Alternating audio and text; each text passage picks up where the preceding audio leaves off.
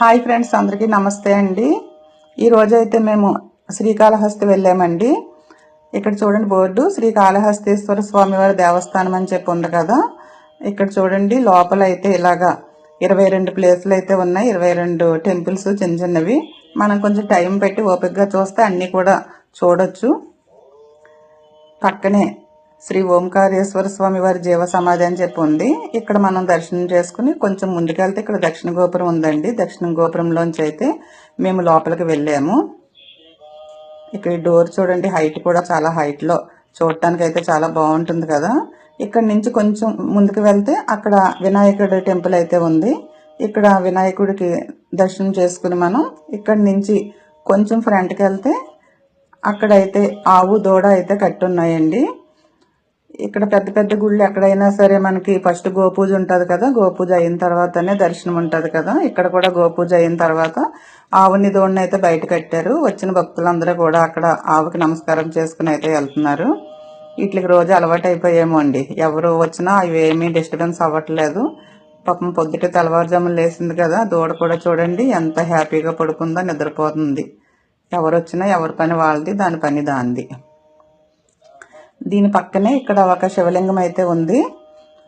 మనకి లోపల మెయిన్ టెంపుల్లో కూడా శివలింగం అయితే ఇలా ఉంటుందండి. కాకపోతే లోపల లింగాకారం మనం ఇలా అయితే చూడలేము, ఎందుకంటే దానికి 9 మెట్లతో ఉన్న కవచం అయితే ఉంటుందండి.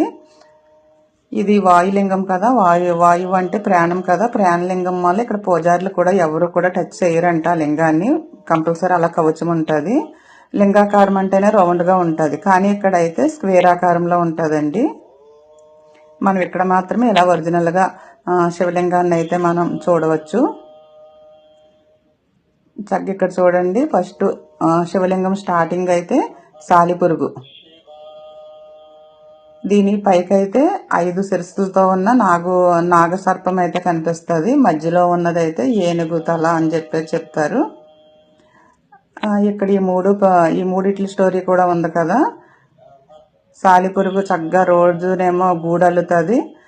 ఏనుగు వచ్చేమో తన తొండంతో నీళ్లు తెచ్చేమో అభిషేకం చేస్తుంది. పాము ఏమో నాగమణులతో పూజిస్తుంది ఈశ్వరుణ్ణి. ఆ స్టోరీ కూడా ఉంది కదా. దాని పక్కనే రాహుకేతువుల పూజా మండపం అండి ఇది. ఇంకా లోపలకు కూడా ఉన్నాయి. ఇక్కడైతే ఒక మండపం ఇక్కడ ఉంది. టైం చూడండి 6:30 అయింది. ఆ టైంకి అయితే జనం అయితే వస్తున్నారు పూజ చేయించుకోవటానికి. దీని పక్కనే అద్దాల మండపం అయితే ఉందండి. ఈ అద్దాల మందిరం బాగుందండి, చూడటానికి అయితే చాలా బాగుంది. 6:15కే ఈ మండపం కూడా ఓపెన్ చేశారు ఇక్కడ. మేమైతే చక్కగా లోపలికి వెళ్ళి ఇదంతా చూసి బయటకు వచ్చాము. ఇక్కడ చూడండి ఎలా ఉందో కలశము, అటు ఇటు 2 హంసలు. కింద అయితే ఓం అని చెప్పేసి ఉందండి. ఓం అని రాసుంది. ఓం అనే ప్రింట్ కూడా ఉంది. ఇలాగా చూడటానికి అయితే చాలా బాగుంది. మనకి నాగుపాము, ఈ సాలిపురుగు, ఏనుగు వల్లే కదా శ్రీకాళహస్తి అన్న పేరు ఈశ్వరుడు అయితే ఇక్కడ పెట్టారు. ఇక్కడ చూడండి సప్తవీరులు అని చెప్పేసి ఇలా విగ్రహాలు అయితే ఉన్నాయి ఇక్కడ.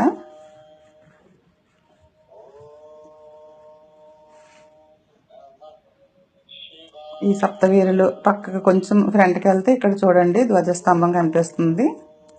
ఇక్కడైతే మనకి అసలు గోపురం అన్నది కనిపించదండి. మనం లోపలికి వెళ్ళాక లోపల అమ్మవారి దర్శనం అయ్యాక ఆ పక్క నుంచి పైకి ఉంటాయి మెట్లు. అక్కడికి వెళ్ళి చూస్తే మాత్రం అక్కడ కనిపిస్తాయి గోపురాలు. ఈశ్వరుడిది, అలా అమ్మవారిది, భక్త కన్నప్ప గోపురాలు కూడా కనిపిస్తాయి. ఇక్కడ అమ్మవారి పేరు అయితే జ్ఞానప్రసూనాంబ అండి. అమ్మవారి ఎదురుగుండా కూడా మనం టెంపుల్కి వెళ్ళి దర్శనం చేసుకుని వచ్చాక అమ్మవారి ఎదురుగుండా కూడా మన నక్షత్రాలన్నీ పైన ఉంటాయి. మనం కరెక్ట్గా దాని కింద నుంచి మన నక్షత్రం కింద నుంచి అమ్మవారి వంక చూసి మనం దండం పెట్టుకుంటే మంచిదట. ఇక్కడ చూడండి శివలింగం, ఏనుగు, సాలిపురుగు, పాము, అలా లైటింగ్ కూడా ఉంది. ఆ పక్కనే వల్లి దేవసేన సమేత సుబ్రహ్మణ్యేశ్వర స్వామి టెంపుల్ అండి. ఇక్కడ కూడా మనం దర్శనం చేసుకుని కొంచెం ఫ్రంట్కి వెళ్తే ఇక్కడైతే నందీశ్వరుడు ఉన్నాడు చూడండి. ఇక్కడ నంది విచిత్రం ఏంటంటే అన్ని టెంపుల్స్లోని లోపల ఉంటుంది కదా, ఇక్కడైతే బయటే ఉంటుంది. ఇలా గోడకైతే హోల్ ఉంటుంది. ఆ హోల్లోంచి లోపలికి చూస్తున్నట్టయితే నంది ఇలా ఉంటుందండి ఇక్కడ. ఇక్కడ బయట నుంచే మనం నందీశ్వరుడు దర్శనం చేసుకోవచ్చు. అక్కడి నుంచి కొంచెం ఫ్రంట్కి వెళ్తే ఈ పాతాళ గణపతి అయితే ఉన్నారు. ఇక్కడైతే జనం చాలా ఎక్కువ మంది ఉన్నారండి. ఇక్కడ 30 అడుగులు లోపలికి ఉంటుంది.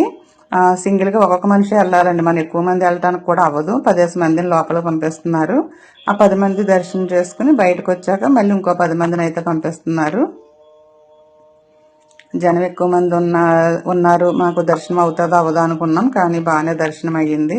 మేము కూడా ఈ లోపలికి వెళ్ళి అయితే దర్శనం చేసుకుని వచ్చాము. ఇక్కడ గణపతి అయితే అండి మనకి ఉత్తరం దిక్కుకు తిరిగి ఉంటారు. అలాగే పరమేశ్వరుడు అయితే పడమర దిక్కుకు తిరిగి ఉంటారండి. ఇక్కడ అమ్మవారు జ్ఞానప్రసూనాంబ టెంపుల్ అయితే మనకి తూర్పు దిక్కుకు తిరిగి ఉంటుంది. దక్షిణామూర్తి టెంపుల్ అయితే మాత్రం దక్షిణం వైపు తిరిగి ఉంటుంది. అలా నాలుగు దిక్కులుగా అయితే తిరిగి ఉంటాయండి. ఆ 3 టెంపుల్స్ లోపల ఉంటాయి. గణపతి టెంపుల్ మాత్రం బయటగా ఉంటుంది. మేము ఇవన్నీ దర్శనం చేసుకుని మళ్ళీ టెంపుల్ దగ్గరకు వస్తలాకి స్వామివారు బయట ఊరేగింపుకు వచ్చినట్టున్నారు. మళ్ళీ లోపలికి అయితే వెళ్తున్నారు. మేము మళ్ళీ దర్శనానికి వెళ్ళామండి. లోపల శివలింగం స్వయంభూగా వెలిసిన లింగం. ఈ లింగానికి అయితే 9 మెట్లతో కూడిన కవచం అయితే ఉంటుంది. నవగ్రహాలకి ప్రతీక. అలాగే అమ్మవారి వడ్డానం అయితే కేతుగ్రహానికి ప్రతీక. అమ్మవారి వడ్డానం నాగసర్పం ఇప్పినట్టయితే ఉంటుంది. మనం దర్శనానికి వెళ్ళినప్పుడు ఆ వడ్డానం చూస్తే కేతుగ్రహ దోషాలు ఏమన్నా ఉంటే కూడా పోతాయని చెప్తారు. ఈ 2 గ్రహాలు కూడా వీళ్ళ ఆధీనంలో ఉండటం వల్ల ఇక్కడ గ్రహణం పట్టినప్పుడు అయితే ఇక్కడ గుడి అయితే క్లోజ్ చేయరు. ప్రతి చోట కూడా టెంపుల్స్ అయితే క్లోజ్ చేసేస్తారు కదండి గ్రహణం పట్టే టైంలో. ఇక్కడ ఈ గ్రహాలు 2 స్వామివారికి అమ్మవారికి ఆధీనంలో ఉండటం వల్ల ఇక్కడ క్లోజ్ చేయరు టెంపుల్ అయితే. ఇక్కడ ఈ టెంపుల్లో నాకు తెలుసున్నవన్నీ కూడా నేనైతే చూపించానండి. ఎలా ఉందో చిన్న కామెంట్ అయితే పెట్టండి. అలాగే షేర్ చేయండి. ఛానల్ అయితే సబ్స్క్రైబ్ చేసి ఎంకరేజ్ చేయండి. ఒకే ఒక లైక్ ఇవ్వండి. Thank you.